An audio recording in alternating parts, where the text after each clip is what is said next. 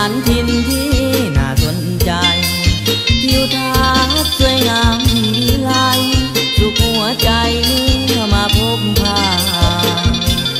สมคำเล่าลือ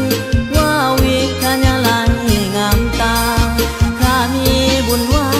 สนาเมื่อได้มาสมความหวังไว้วิทยาลัยกูสวรรค์นาเขตนี้นาเสริมสร้างและพัฒนาการศึกษาขึ้นสู่ระดับสูงสู่จุดมุ่งหมายศึกษาด้วยความตั้งใจสร้างผลงานดีมอบให้วิทยาลัยของเราอาชีพผู้ล้ำเลิศประเสริฐทางปัญญาอนาคตสดใสได้ก้าวไปสู่สากลทุกคนดีใจที่วิทยาลัยก้าวหน้าสถาบันที่เฮาศึกษาสาวภาษา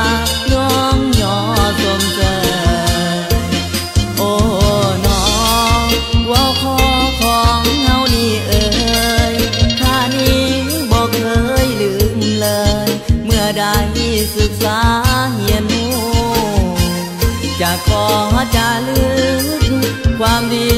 ที่ครูมอบให้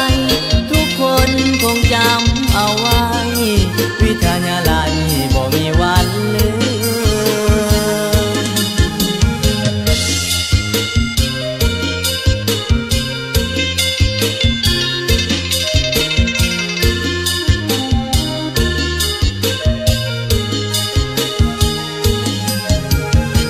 อาชีพผู้ล้ำเลิ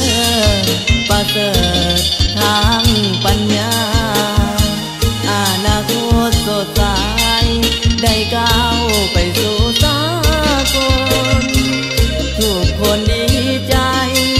ที่วิทยาลัยก้าวหน้าสถาบันที่เฮาศึกษาสาวภาษาน้องยอสมเสยโอ้น้องว่าขอของเฮานี่เอ่ยข้านี้บอกเคยลืมเลยเมื่อได้ศึกษา